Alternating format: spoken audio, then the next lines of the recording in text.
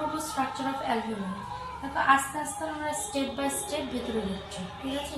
এর আগের দিন ট্র্যাকিয়ার ভাগগুলো সব পড়িয়েছিলাম।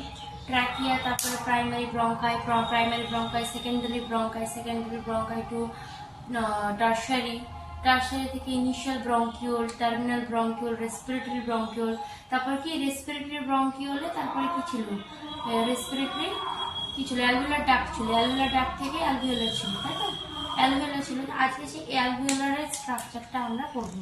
আগে থেকে দেখছো এগিয়ে রেখেছি। কোনটাকে কি বলে ফার্স্ট আমরা জানবো, তারপরে আস্তে আস্তে তার কনসেপ্টটা আমরা শিখবো। এই যে সেলগুলো দেখতে পাচ্ছি, এগুলো সেল, এইগুলো সেলগুলোকে বলা হয় অ্যালভিওলার ম্যাক্রোফেজ।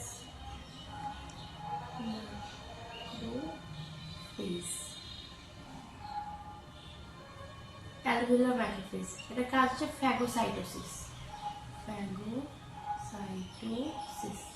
এগুলো কি আস্তে আস্তে সব বলবো, ঠিক আছে। আর এটা এক ধরনের সেল, এগুলোকে টাইপ 2 নিউমোসাইট বলা হয়। না জানলেও হবে, বলে দিচ্ছি। এটাকে বলা হয় টাইপ 2 নিউমোসাইট।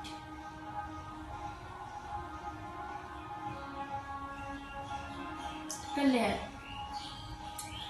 আর এই যে এখানে এই লেয়ারটা আমি এদিকে দেখাচ্ছি, এই লেয়ারটা হচ্ছে টাইপ 1 নিউমোসাইট। টাইপ 1 নিউমোসাইট और simple squamous epithelium. Simple squamous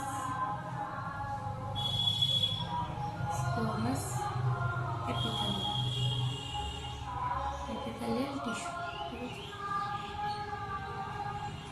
এটা কি ব্লাড ক্যাপিলারি,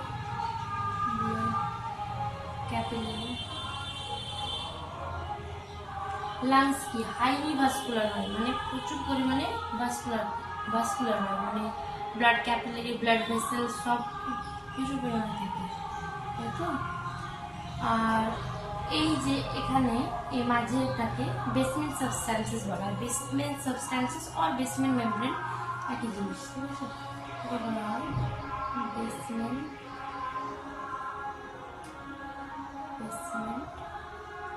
সাবস্ট্যান্সেস বলছি, ঠিক আছে। এই যে ব্লাড ক্যাপিলারি যে এই ওয়ালটাকে বলা হয় এন্ডোথেলিয়াম।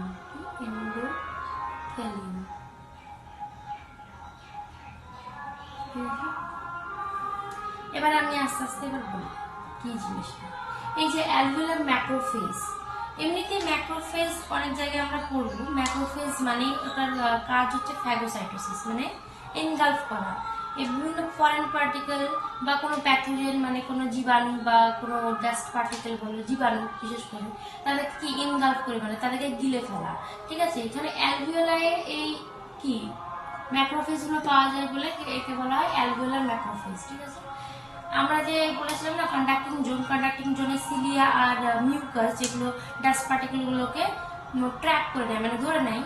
সবগুলো যখন সবগুলো ট্র্যাক নাই করতে পারে, কিছু কিছু যখন চলে আসে তখন এই ম্যাক্রোফেজগুলো কি খেয়ে ফেলে। ডাস্ট পার্টিকেল বলো বা এমনি জীবাণু, কোনো প্যাথোজেন, কোনো ফরেন কিছু থাকলে পরে এই যে ম্যাক্রোফেজ আছে এগুলো কি ইনগালফ করে নেয়, মানে খেয়ে ফেলে, ঠিক আছে।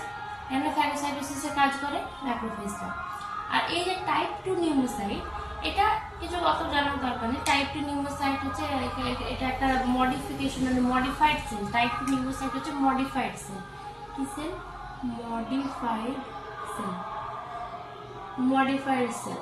এটা রিলিজ করে লিসিথিন রিলিজ করে, যেটা কাজ হচ্ছে সারফেস টেনশনকে কমানো, ঠিক আছে। লিসিথিন রিলিজ করে, এটা অতটা ইম্পর্টেন্ট না। এই যে এই লেয়ারটা চলে আসি অ্যালভিওলার, এই লেয়ারটা কি সিম্পল স্কোয়ামাস এপিথেলিয়াল টিস্যু দিয়ে তৈরি অ্যালভিওলার ওয়াল। এই ওয়ালটাকে টাইপ 1 নিউমোসাইট বলা হয়। ঠিক আছে, এটাকে এমনি এনসিইআরটি বলে দেওয়া আছে কি অ্যালভিওলার ওয়াল বলে লেখা আছে। নিউমো কথাটা কখন আমরা ব্যবহার করি? নিউমো কথাটা লাংস রিলেটেড কিছু এলে বা অ্যালভিওলার রিলেটেড কিছু এলে আমরা নিউমো কথাটা ব্যবহার করি। তার জন্য এটা কি টাইপ 1 নিউমোসাইট বলা হয়েছে। এটা কি দিয়ে তৈরি? Simple squamous epithelial tissue. যখন আমরা কন্ডাক্টিং জোন তারপর রেসপিরেটরি জোন পড়াচ্ছিলাম, রেসপিরেটরি জোন মানে কি? রেসপিরেটরি ব্রঙ্কিওল থেকে শুরু করে অ্যালভিওলার ডাক্ট, অ্যালভিওলার, ওগুলোতে কি বলেছিলাম? সব সিম্পল স্কোয়ামাস এপিথেলিয়াল টিস্যু থাকবে। তাহলে এখানে সিম্পল স্কোয়ামাস এপিথেলিয়াল টিস্যু দেখতে পাচ্ছ, ঠিক আছে। আর এই যে এটা হচ্ছে এন্ডোথেলিয়াম, এই যে ব্লাড ক্যাপিলারি, এই ওয়ালটাকে বলা হয় এন্ডোথেলিয়াম। এই যে ওয়ালটাকে বা এই ওয়ালটাকে বলা হয় এন্ডোথেলিয়াম। এখান থেকে কি ব্লাডে ট্রান্সফার হবে, তাই তো? ব্লাড হচ্ছে গ্যাসের ট্রান্সফার হবে, গ্যাসের ট্রান্সফার হবে। তাহলে এই যে এখান থেকে এয়ার ঢুকবে আবার এখান থেকে এয়ার বেরিয়ে যাবে, তাই না? তাহলে এটা সিম্পল স্কোয়ামাস এপিথেলিয়াল টিস্যু। একটু এবার আমি এই জায়গাটাকে কাট করলাম, যেখানে লিখছি, ঠিক আছে। এখানে ডিফিউশন হচ্ছে, তো এখানে কি হচ্ছে? ডিফিউশন হচ্ছে। কি হচ্ছে? ডিফিউশন হচ্ছে।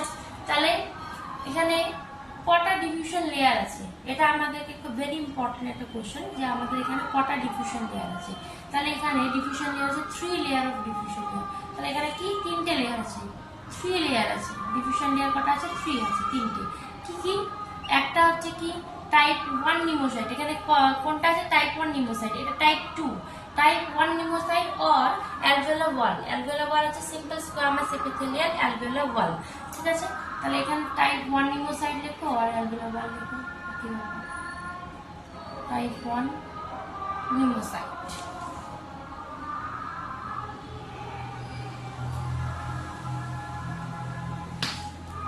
দুই নম্বর, এটা কি বললাম? বেসমেন্ট সাবস্ট্যান্সেস, তাই তো? বেসমেন্ট সাবস্ট্যান্সেস আর বেসমেন্ট মেমব্রেন, এটা নিয়ে আমি একটু স্টার মার্ক দিয়ে রাখছি, এটা বলবো পরে। কি বেসমেন্ট সাবস্ট্যান্সেস অর মেমব্রেন।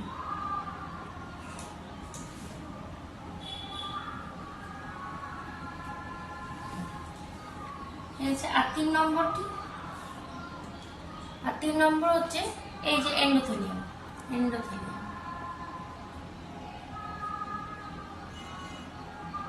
হলো? তাহলে ডিফিউশন লেয়ার কটা হলো? টাইপ 1 নিউমোসাইট, বেসমেন্ট মেমব্রেন আর এন্ডোথেলিয়াম। এখানে এই যে সিম্পল স্কোয়ামাস এপিথেলিয়াম এগুলো পুরো ফ্ল্যাট লাইক হয়, ফ্ল্যাট টাইপ, এরকম ফ্ল্যাট টাইপ, মানে অত্যন্ত থিন হয়, পাতলা হয়, ঠিক আছে। তাহলে এখান থেকে ডিফিউশন হলো। তাহলে কটা লেয়ার হবে? 3টে লেয়ার। এই 3টে লেয়ার, এই যে এই থিকনেস কত? এটা খুব পরীক্ষায় আসে। এটা থিকনেস কত? থিকনেস হচ্ছে লেস দেন 1 mm। 1 mm এর থেকেও কম, 1 mm এর থেকেও কম। এই যে থিকনেসটা 1 mm এর থেকেও কম। তাহলে ডিফিউশন লেয়ারের থিকনেস কত? 1 mm এর থেকেও কম। এবার আমি এগুলো একটু মুছছি, ঠিক আছে। এই যে এন্ডোথেলিয়াম, এই যে বেসমেন্ট সাবস্ট্যান্সেস, এটা কি করে? তো এই যে দেখো, এটা আমরা বললাম simple squamous epithelial tissue, simple squamous epithelial tissue আর এন্ডোথেলিয়ামে সিম্পল স্কোয়ামাস এপিথেলিয়াল টিস্যু আছে। এই দুটো না বেসমেন্ট মেমব্রেন। যখন আমরা যখন টিস্যু করবো তখন বলবো এই যে এখানে থাকে কি বেসমেন্ট মেমব্রেন থাকে। এগুলো প্রোটিন আর ফাইবার দিয়ে গঠিত। এটা নন সেলুলার হয়, প্রোটিন আর ফাইবার দিয়ে গঠিত। এর ওপরে আমাদের এপিথেলিয়াল টিস্যু হয়। যখন টিউব লাইক হবে তখন টিউবয়েডাল এপিথেলিয়াল টিস্যু, কলাম টাইপের হবে যখন এরকম কলাম টাইপের হবে কলামনার এপিথেলিয়াল টিস্যু। এখানে হচ্ছে স্কোয়ামাস এপিথেলিয়াল টিস্যু, তাই তো? স্কোয়ামাস এপিথেলিয়াল টিস্যু মানে flat like squamous epithelial tissue, হ্যাঁ, ঠিক আছে। ফ্ল্যাট ও টাইলস লাইক। তাহলে এই কিসের উপর আছে? নন সেলুলার, তাই তো? এটা প্রোটিন আর ফাইবার দিয়ে গঠিত, নন সেলুলার বেসমেন্ট সাবস্ট্যান্সের উপরে আছে, ঠিক আছে। এটাকে বেসমেন্ট মেমব্রেন বলা হয়। তাহলে এই যে সিম্পল স্কোয়ামাস এপিথেলিয়াল টিস্যু, এখানে এই বেসমেন্ট মেমব্রেনটা এখানে যুক্ত আছে। আর এই এন্ডোথেলিয়ামের যে স্কোয়ামাস এপিথেলিয়াল টিস্যু, এটার বেসমেন্ট মেমব্রেন এখানে আছে, দুটোর সাথে যুক্ত আছে। এটা এই যে ব্ল্যাক কালারে যেটা দেখেছি যুক্ত আছে। এটা কি কাজ করছে? এই যে দুটোকে যুক্ত করে রেখেছে, চিপকে রেখেছে, তাই না? এই যে এটাকেও একটা লেয়ার ধরা হচ্ছে, তাহলে এটাকে বেসমেন্ট সাবস্ট্যান্স বলে। তাহলে বেসমেন্ট সাবস্ট্যান্স কি করে হলো বুঝলে? এই যে ওপরকার লেয়ারের বেসমেন্টটা আছে এখানে, আর এই নিচের লেয়ারের বেসমেন্টটা ওখানে আছে, তাহলে দুটো একসঙ্গে মার্জ হয়েছে। তাহলে যার জন্য এটাকে বেসমেন্ট সাবস্টান্সেস বলা হচ্ছে, ঠিক আছে। তাহলে অ্যালভিওলাই এটার স্ট্রাকচার হচ্ছে। আর এই যে এখানে মুছে দিলাম, ঠিক আছে। এখানে এটা এর আগে ফার্স্ট লেকচারে আমি কি বলছি, এটা ডিঅক্সিজেনেটেড ব্লাড হবে। কি ব্লাড হবে? ডিঅক্সিজেনেটেড ব্লাড হবে, তাই তো। ডিঅক্সিজেন মানে CO2 containing, carbon dioxide containing blood এখানে গেল, গিয়ে এখান থেকে কি এখানে কি ডিফিউশন হবে? কার্বন ডাইঅক্সাইড, এখান থেকে কার্বন ডাইঅক্সাইড এখানে চলে ডিঅক্সিজেনেটেড ব্লাড, মানে ব্লাডে কি আছে? Carbon dioxide. তাহলে কার্বন ডাইঅক্সাইড এয়ারের থেকে, এই যে এখান থেকে এয়ার আছে, তো এয়ারের থেকে এই ব্লাডটাতে কার্বন ডাইঅক্সাইড বেশি আছে, তাহলে এটা পার্শিয়াল প্রেসার বেশি, এখানে কম আছে, তাহলে high partial pressure to low partial pressure, carbon dioxide চলে গেল। আর এখানে অক্সিজেন কন্টেনিং বেশি আছে, এখানে তো ডিঅক্সিজেনেটেড ব্লাড, কারণ অক্সিজেন নেই, তাহলে এখান থেকে কি অক্সিজেন এখানে কি এখানে চলে আসবে। High to low, high partial pressure to low partial pressure, oxygen এখানে চলে এলো, তাহলে ব্লাডটা কি অক্সিজেনেটেড হয়ে গেল। এখান থেকে বেরোনোর টাইমে কি হবে? এটা অক্সিজেনেটেড ব্লাড হয়ে যাবে, ঠিক আছে। অক্সিজেনেটেড ব্লাড হয়ে গেল। এই ব্লাডটা তারপরে আবার হার্টে যাবে, হার্ট থেকে টিস্যুতে যাবে, টিস্যু থেকে আবার হার্ট, হার্ট থেকে আবার এখানে ডিঅক্সিজেনেটেড ব্লাড হয়ে এখান থেকে বেরিয়ে যাবে, ঠিক আছে। গ্যাসটা বেরিয়ে যাবে একসময়। এবার ফার্স্টে আমরা বলেছিলাম বিভিন্ন গ্যাসের সলিবিলিটি নিয়ে। আমরা তো এয়ার নিচ্ছি না, খুঁজে খুঁজে তো আমরা অক্সিজেন নিচ্ছি না, আর কার্বন ডাইঅক্সাইড বের করে দিচ্ছি না, আমরা কি এয়ার নিচ্ছি। এয়ারের মধ্যে অনেক ধরনের গ্যাস আছে, এর আগে বলেছিলাম। তো সব গ্যাসগুলো ডিফিউজ হয় না, কারণ সলিবিলিটির কারণে সব গ্যাসগুলো ডিফিউশন হয় না, তাই না। তাহলে এখানেও অক্সিজেন আর কার্বন ডাইঅক্সাইডের যে গ্যাস দুটো সলিবল আছে, যেগুলো ডিফিউশন হচ্ছে, এগুলোর মধ্যে কম বেশি আছে। এই যে কার্বন ডাইঅক্সাইড, এটা অক্সিজেনের থেকে 20 to 25 টাইমস বেশি পরিমাণ সলিবল, মানে বেশি ডিফিউশন হতে পারে। কত? 20 থেকে 25 গুণ বেশি, 20 to 25 times higher than oxygen carbon ডাইঅক্সাইডের ডিফিউশন হয়। এখানে সলিবিলিটি, কার্বন ডাইঅক্সাইডের সলিবিলিটি অক্সিজেনের থেকে 20 থেকে 25 গুণ বেশি থাকে, তাই তো। 20 to 25 টাইমস হায়ার থাকে, এইটুকু। এখানে অ্যালভিওলার স্ট্রাকচার সব পড়ানো হয়ে গেছে। এটা হচ্ছে alveolar structure. Mechanism of breathing, এটা স্টার্ট করার আগে আমাদের বেসিক কিছু কনসেপ্ট ক্লিয়ার থাকা দরকার, কিছু কিছু জিনিসের। যেমন থোরাসিক চেম্বার কি, নেগেটিভ প্রেশার কি, এই সবগুলো জানতে হবে, ঠিক আছে। আমি প্রথমে থোরাসিক চেম্বারের কথা বলি। থোরাসিক চেম্বারটা কি? আমাদের যে ট্র্যাকিয়া, ঠিক আছে, ট্র্যাকিয়াটা ব্রঙ্কায়ে ভাগ হবে, ঠিক আছে। এখানে লাংস থাকবে, এই লাংসটা ফুসফুস, তাই তো। লাংসটা কোথায় থাকে, এটার লোকেশন কোথায়, আর কিসের ভেতর থাকে? হ্যাঁ, যেটার ভেতর থাকে সেটাকে থোরাসিক চেম্বার বলছে, যেটা ভেতরে থাকে, চেম্বারের ভেতরে থাকে। চেম্বারের একটা খাঁচার ভেতরে থাকে, একটা খাঁচার ভেতরে থাকে। আমি একটু ট্রাই করছি আঁকার, একটু ভিজুয়াল।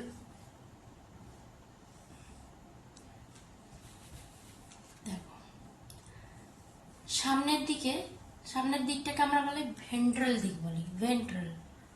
আর পেছনের দিকটাকে আমরা বলি ডরসাল, ঠিক আছে। পেছনের দিকটাকে আমরা বলি ডরসাল, আর সামনের দিকটাকে আমরা বলি ভেন্ট্রাল।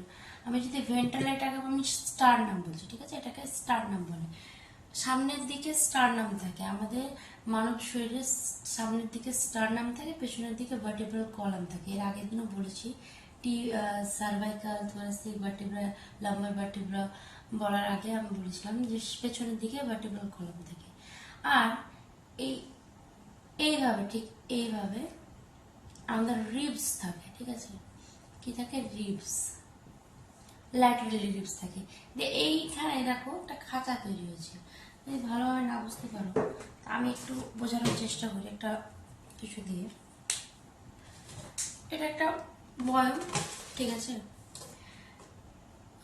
তুমি ভাবো সামনের দিকে স্টারনাম আছে, ঠিক আছে। তোমরা ভাবো সামনে, এটা সামনের দিক, ভেন্ট্রাল দিক, স্টারনাম আছে। এই পেছনের দিকে, এই যে পেছনের দিকে, এইদিকে ভার্টিব্রাল কলাম আছে। আর এই যে এইভাবে কি সামনের দিকে স্টারনামের সঙ্গে পেছনের দিকে ভার্টিব্রাল কলাম এরকম ভাবে রিবস দিয়ে যুক্ত থাকে, এইভাবে রিবস দিয়ে যুক্ত থাকে। তাহলে ভেতরটা কি একটা খাঁচা তৈরি হয়ে গেল না? ভেতরটা খাঁচা তৈরি হয়ে গেল। এই খাঁচার ভেতর আর নিচের দিকে যে ঢাকনাটা বন্ধ আছে আমাদের এখানে, এটা কি ডায়াফ্রাম দিয়ে বন্ধ থাকে। এটা কি দিয়ে বন্ধ থাকে? ডায়াফ্রাম দিয়ে বন্ধ থাকে, ঠিক আছে। দিয়ে এই যে একটা খাঁচা তৈরি হয়ে গেলো, এই খাঁচার ভেতরে কি থাকে? লাংস থাকে আমাদের। কি থাকে? এই খাঁচার ভেতরে আমাদের লাংস থাকে, ঠিক আছে। খাঁচার ভিতরে লাংস থাকে। তাহলে এটা একটা এয়ার টাইট চেম্বার। নিচের দিকে কি ডায়াফ্রাম দিয়ে বন্ধ থাকে, আর এই যে ল্যাটারাল সাইড, এই সাইডটাকে এই যে এইভাবে যেগুলো যাচ্ছে এই সাইডটাকে আমরা ল্যাটারাল সাইড বলছি। এটা ভেন্ট্রাল, পেছনের দিকটা কি ডরসাল, আর মাঝে তাহলে কি আমাদের একটা খাঁচা মতো তৈরি হচ্ছে, তো থোরাসিক চেম্বার বলছি, ঠিক আছে। আর থোরাসিক চেম্বার বলতে এটাই। তাহলে কি কি দিয়ে তৈরি? প্রথমে 1 নম্বর কি ভেন্ট্রাল দিকে কি থাকে? ভেন্ট্রালে থাকছে স্টারনাম। 2 নম্বর ডরসালি কি থাকছে? ডরসালি মানে পেছনের দিকে, ডরসালি থাকছে কি ভার্টিব্রা,